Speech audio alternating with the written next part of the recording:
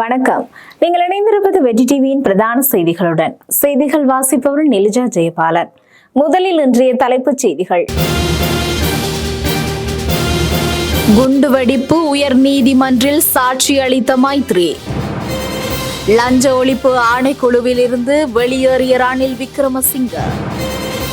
தனது பெயரை பயன்படுத்தி தேர்தல் பிரச்சாரம் மேற்கொள்ளுவதை தடுக்குமாறு சந்திரிகா கோரிக்கை. தராகி சிவராமின் 20வது நினைவு தினம் முல்லைத்தீவில் அனுஷ்டிப்பு. தொடர்வன இலங்கை செய்திகள்.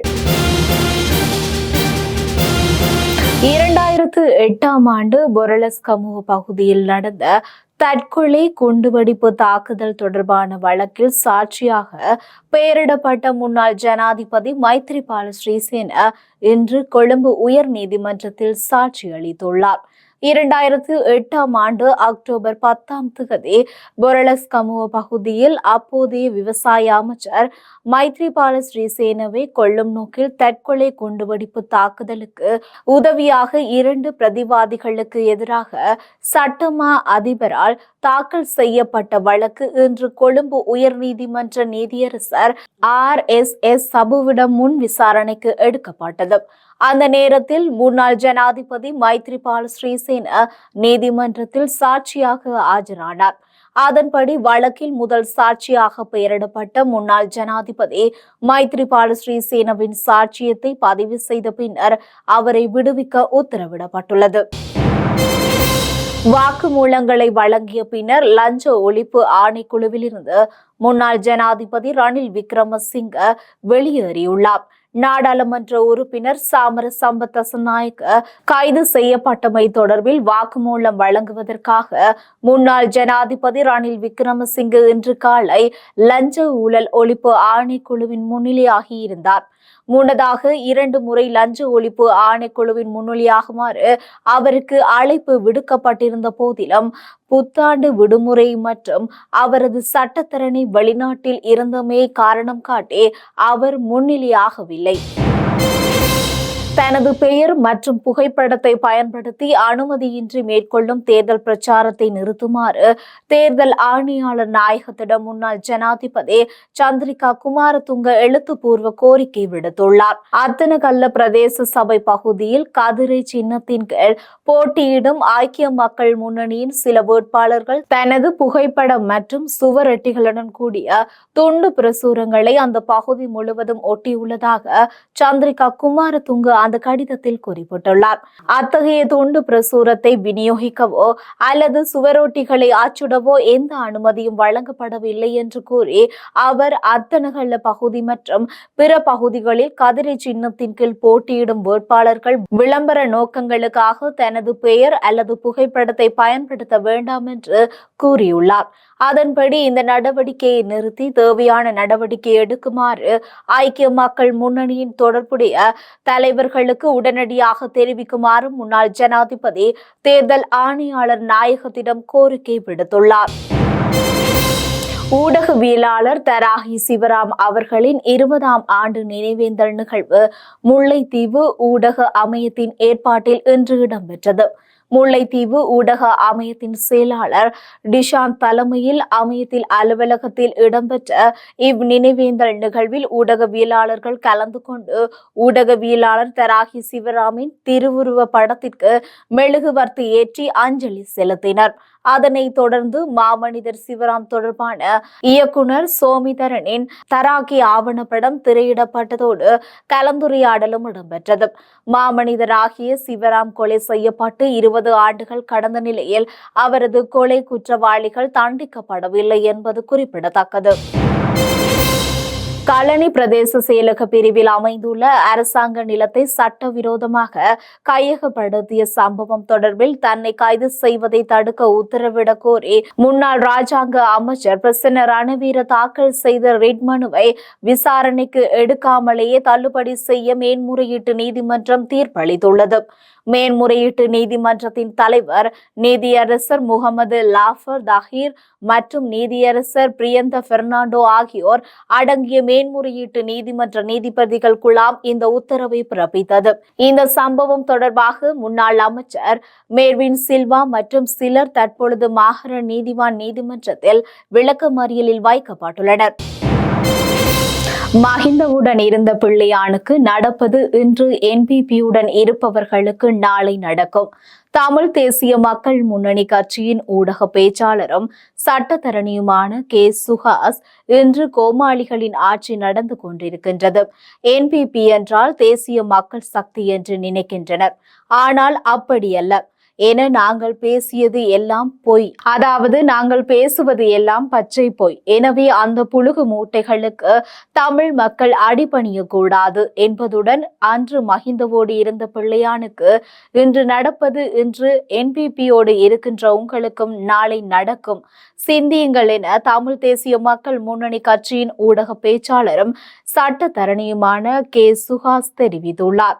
மட்டக்களப்பு கல்குடா தேர்தல் தொகுதியில் ஏறாவூர் பற்று பிரதேச சபைக்கு போட்டியிடும் அகில இலங்கை தமிழ் காங்கிரஸ் கட்சி மற்றும் தமிழ் மக்கள் பேரவை என்பன இணைந்து சைக்கிள் சின்னத்தில் களமிறங்கியுள்ள வேட்பாளர்களின் அறிமுக கூட்டம் களுவேங்கனியில் மாவட்ட அமைப்பாளர் கே சுரேஷ் தலைமையில் இடம்பெற்றது. நிகழ்வில் கலந்து கொண்ட சட்டத்தரணி கே சுஹாஸ் உரையாற்றுகையில் இவ்வாறு தெரிவித்துள்ளார். கிழக்கிற்கு வந்த பொழுது அன்று எங்களுடைய தலைவருடைய காலத்திலே ஒலித்த பாடல் ஒன்று ஞாபகத்துக்கு வந்தது. என்னடா தம்பி கதைக்கு ரணுக சந்தி வெளியில எப்படியாண்டா நேற்றைய அடி கதிர வெளியில அன்றே ஒலித்த பாடல் கிழக்கில் மட்டுமல்ல வடக்கு கிழக்கெங்கும் முழங்கிய பாடல். என்னடா தம்பி கதைக்கு ரணுக சந்தி வெளியில எப்படியாண்டா நேற்றைய அடி கதிர வெளியில. அப்படி இருந்தது கிழக்கு. கிழக்கு மக்கள் வீரர்கள் பெருமையோடு நாங்கள் சொல்லுவோம். வடக்கு மக்களாகிய நாங்கள் பெருமையோடு உங்களுடைய ஜெயந்தன் படையணியை பார்த்து வியந்து இருக்கின்றோம். ஜெயந்தன் படையணி வடக்குக்கு வந்தால் சங்கு சக்கரம் சுழரும். யாழ்ப்பாணம், கிளிநொச்சி, வவுனியா, மன்னார், முல்லைத்தீவு என்று ஜெயந்தன் படையணியுடைய சாதனைகள் இன்று அந்த காற்றிலே கலந்திருக்கிறது. ஜெயந்தன் படையணி வந்துவிட்டது என்றால் நாங்கள் சின்ன பசங்களாக இருக்கின்ற பொழுது ரத்தம் கொதிக்கும், புல்லரிக்கும். நாளைக்கு அல்லது நாளேண்டைக்கு ராணுவத்தினருடைய சங்கு சக்கரங்கள் சுழரும் என்றது எங்களுக்கு அன்றைக்கே தெரிந்திருந்தது. அப்படியான வீரர்களை, மாவீரர்களை, தளபதிகளை, தலைவனுக்கு விசுவாசமான தொண்டர்களை கொண்டிருந்தது அந்த மண். ஆனால் அந்த மண்ணிலே இடையிலே வந்த புல்லுருவிகளும் பதவிகளுக்கு விலை போனவர்களும் தமிழ் தேசியத்தை அடகு வைத்தவர்களும் எமது மண்ணை காட்டிக் கொடுத்திருந்தார்கள். உங்கள் மண்ணை, மணலை அடகு வைத்தார்கள், கோடி கோடியாக விற்றார்கள். அமைச்சு பதவிகளுக்கு அனைத்தையுமே அடகு வைத்தார்கள். அவர்கள் இன்று கம்பி எண்ணிக் கொண்டிருக்கின்றார்கள். அன்று மஹிந்த ராஜபக்ஷவுக்கு, கோத்தபாய ராஜபக்ஷவுக்கு, மைத்திரிபால சிறிசேனவுக்கு, ரணில் விக்ரமசிங்கவுக்கு உங்களுடைய மண்ணையும் உங்களுடைய மக்களையும் இந்த வெண்ணிற மணலை கூட்டிக் கொடுத்தவர்கள் இன்று கம்பி எண்ணிக் கொண்டிருக்கிறார்கள். ஆனால் பிள்ளையானும் வியாழேந்திரனும் கம்பி எண்ணியும் இன்னும் சிலர் இங்கும் திருந்தவில்லை, அங்கும் திருந்தவில்லை. இன்று புதிய மஹிந்தவினுடைய மறுமுகமான என்பிபியோடு ஜேவிபியோடு கொஞ்சி குழாவிக் கொண்டிருக்கிறார்கள். அவர்களும் எங்களுடைய சகோதரர்கள். இன்று ஜேவிபிக்கு, என்பிபிக்கு கூஜா தூக்குகின்ற, காவடி எடுக்கின்ற எங்களுடைய சகோதரர்களுக்கு நாங்கள் அனுதாபத்தோடு சொல்லுகின்றோம். இன்றைக்கு பிள்ளையானுக்கு நடந்து கொண்டிருப்பது, இன்றைக்கு வியாழேந்திரனுக்கு நடந்து கொண்டிருப்பது, நாளைக்கு வடக்கிலே டக்ளஸ் தேவானந்தாவுக்கு நடக்க போவது உங்களுக்கும் நடக்கும். அன்று மகிந்தவோடு இந்த பிள்ளையானுக்கு இன்று நடப்பது இன்றைக்கு என்பிபியோடு ஜேவிபியோடு இருக்கின்ற உங்களுக்கு நாளைக்கு நடக்கும். சிந்தியுங்கள், இனத்தை காட்டிக் கொடுக்காதீர்கள். ஏனென்றால் எமது இனத்தினுடைய வரலாறு இரத்தத்தாலும் சதையாலும் விதைக்கப்பட்டது. அடுத்து வருவன உலக செய்திகள். பஹல்கம் தாக்குதலை தொடர்ந்து உலக நாடுகள் பலவும் இந்தியாவிற்கு ஆதரவாக பாகிஸ்தானுக்கு கடும் கண்டனம் தெரிவித்து வருகின்றன. உலகையே உலுக்கிய இந்த தீவிரவாத தாக்குதலில் பாகிஸ்தானுக்கு தொடர்பு இருப்பதாக இந்திய மத்திய அரசு குற்றம் சாட்டி வருகின்றது.